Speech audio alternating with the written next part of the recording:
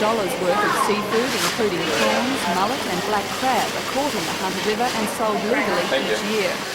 According to claims made in Parliament, a black market also exists, undercutting legitimate operators in the past on a grand scale.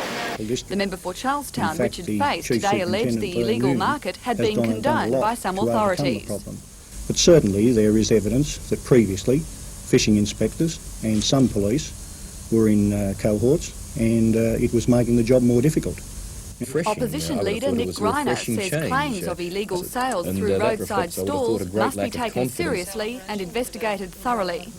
Our understanding is, the understanding from the allegations is that this has been going on for a long time, that it involves illegal trawlers, illegal product, and that it involves a significant amount of fish and therefore a significant amount of money. But the point is that it also involves the corruption of the process, the active connivance of former members of the police force, the active involvement of prominent citizens and public servants in the area. Now all of that, it's not a once-over, fly-by-night operation. The understanding that Mr Face gave the Parliament was that this was a long-standing and widespread operation.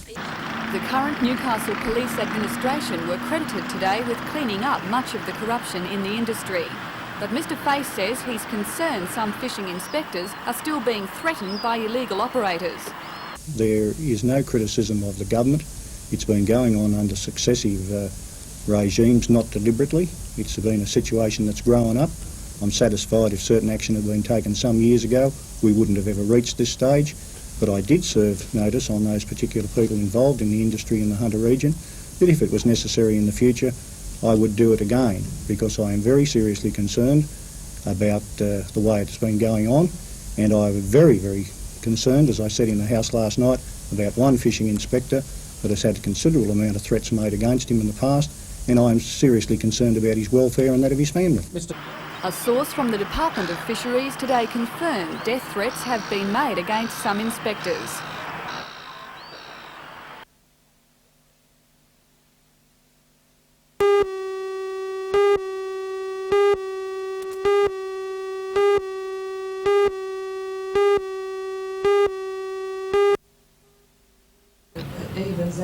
The doctors, pathologist Roger Hampson and microbiologist William Hunter say that the panic started shortly after the federal government's Grim Reaper advertisements were televised. They say the low risk only gays and IV drug users were being killed by AIDS. Drug users run but now a very we know low risk every of one of us could be contracting the virus. devastated by it. In their practice, which spans from Gosford to Grafton, they say that they've tested 2,700 people and 36 were confirmed as positive.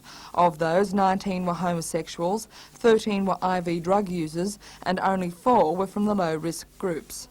Dr Hampson says the worst part about the testing process is the long wait for the results from Sydney, after the initial test done at the Hunter Immunology Unit proved positive. Obviously they're expecting a yes or no answer, and if the answer is not no, they are assuming that it's yes.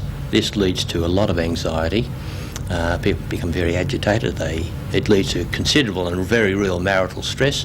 We've had what's triggered this particular approach which we've made today. In fact, we had one patient who became suicidal.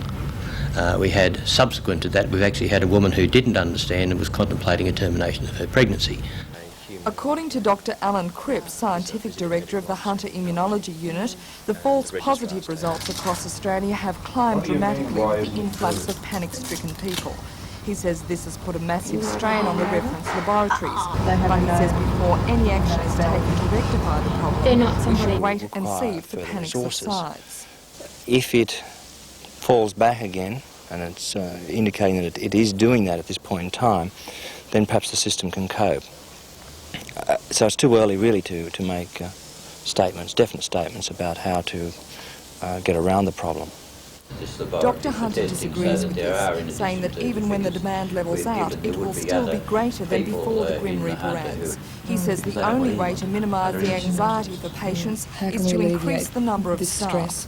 Well, I think the answer really is in terms of getting more resources available, and that may mean either having more staff and equipment in the laboratories which actually perform the confirmatory tests at the moment, or perhaps setting up or licensing more laboratories, such as the one at the present moment in Newcastle doing the screening testing.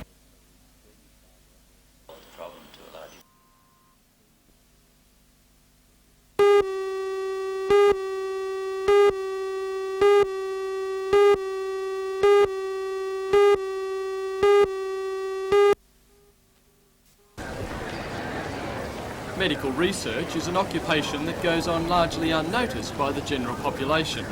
Today's display was an attempt to give the public some idea of the sort of things going on in Newcastle and to spell out the benefits of keeping such programs operating.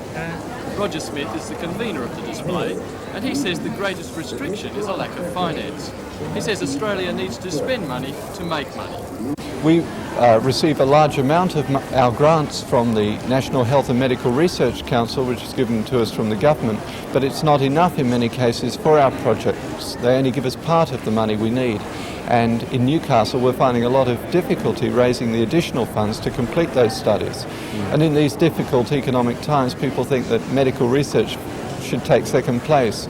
But I think it is a false economy. The display gives graphic illustrations of research being done in such areas as occupational health risks, cancer and brain disorders. By far the most popular part of the display was the hands-on type. Shoppers could have their cholesterol level checked, their lung capacity measured, or have a free blood pressure test. Fitness and condition were also the subject of attention at a special clinic for coaches held at Dora Creek today. The Run Fast clinic, organised by the State Amateur Athletic Association, is designed to put the coaches through the theory that they can then pass on to their own charges. Some of the best in Australia shared their knowledge with other coaches through lectures and practical exercises. Today the 20 coaches heard talks on conditioning the sprinter and the physiology of the sprinter, and tomorrow the program includes running techniques and relays. The idea of clinics just for coaches is new to country areas, but organisers say this is certainly not the last. A jump and a throw clinic are already set down for later in the year. Yeah, and you want some feet over curls, and then you want to...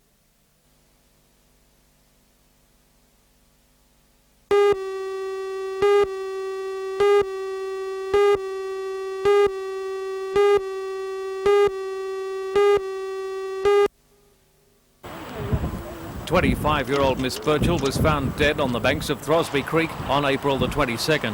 She'd been stabbed a number of times, but the post-mortem revealed that she died from strangulation. Her bra had been twisted around her neck. Miss Birchall had been working as a prostitute the night before she was found, and this has made police inquiries much more difficult. Although Miss Birchall had a sharpened screwdriver in her handbag, police today say they are unsure whether it was used in the attack. One of the many lines of inquiry involves a number of vehicles seen near where Miss Birchall's body was discovered. Police Minister George Paciullo, in posting the $50,000 reward, emphasised the importance of public help in murder investigations. Local detectives have assured informants complete confidentiality in their quest to solve this brutal case.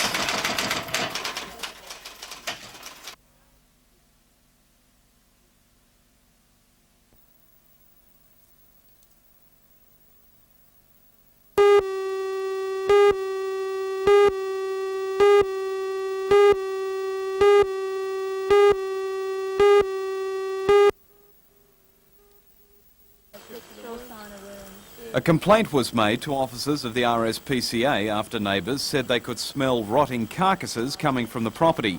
The RSPCA's veterinary officer and Inspector John Carter examined the carcasses and the condition of the animals still on the property. We found plenty of feed on the 200-acre odd property, and we also investigated 62 horses, 15 sheep and 2 goats and 4 dogs. And apart from 1 or 2 mares with big foals on them, which were bowed down in condition a bit, we could find no problem whatsoever. This morning we've gone back up there with our veterinarian to give us a full written report on it, which he will be doing, and he could only confirm what we found last night.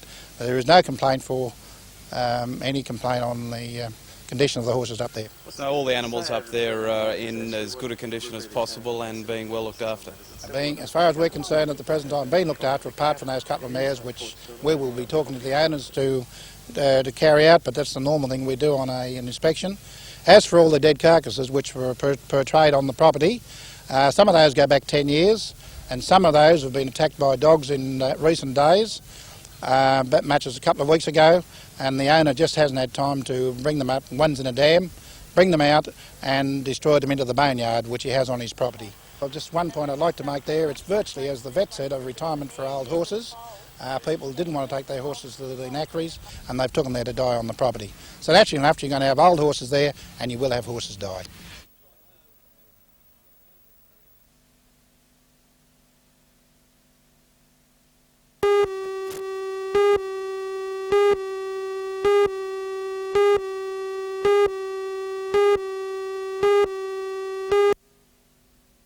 In that.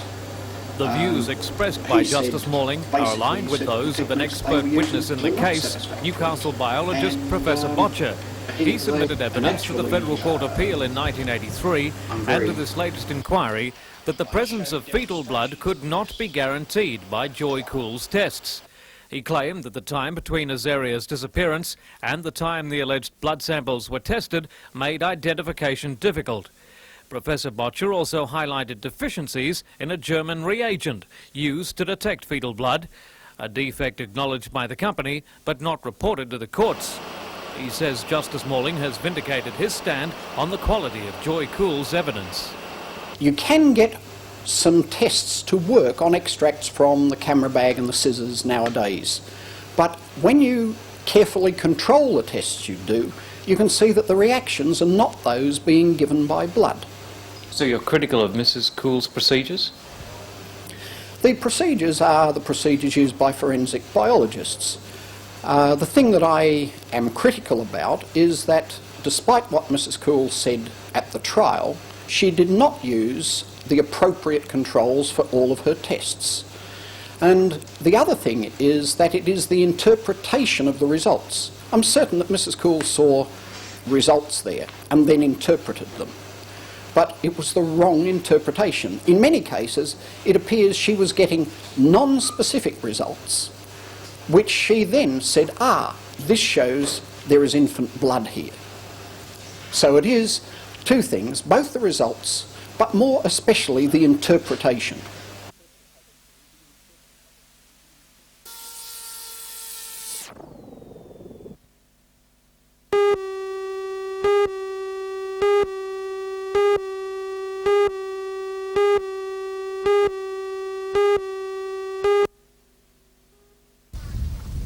Dissatisfied with the answers they received from the RSPCA, the residents called in the Animal Welfare League. Veterinarian for the league, Stephen Coffey, examined two of the horses. Very poor. You can see all the bony prominences sticking out here, which is related to wasting of muscles. You can see here skin scurfiness, just a kind of non-specific dermatitis related to just poor condition. I have pointed out the cracks in the hooves. She's very quiet too. I expect her to be a little bit frisky and a little bit worried about her foal at the moment, but she's not. Dr. Coffey says the league has 7 days to decide whether to prosecute the owner. He says there are at least 2 other mares that should be impounded. 2 deputy directors of the RSPCA also came to inspect the 60 or so horses. The RSPCA says that its main concern with the oncoming winters are the foals that are going to be left behind. They intend to come back weekly and feed the foals and check on the other horses. But the RSPCA says that this is just the tip of the iceberg and that there are a lot of horses that are being badly managed and so mistreated. Later, angry residents met the officials at the shelter in Wall's End. Residents say they've complained about the treatment of these horses many times over the years, and they were critical of what they describe as the RSPCA's lack of action. Managing vet for the RSPCA, Dr. David Butcher, says while this situation is bad, he has seen worse. But he says it is a blatant case of poor management. The fact that people will aggregate large numbers of horses, in many cases they are horses of dubious breeding and so forth, put them into paddocks and breed large numbers of animals, have minimum management and maintenance of them, is as I say, an unfortunate thing that we're seeing far more frequently. Resident Ashley Jankowski says that the RSPCA's hands are tied because of what she says is inadequate legislation, and she fears that the same situation will be repeated. I'm very disappointed there won't be a prosecution, because I know that in a few weeks' time when I go back there I will find other dead animals. And this will go on and on and on and on and on, and this man will get away with this. What I'd like to know is how we go about stopping it, and we don't seem to be able to do that with the help of the RSPCA.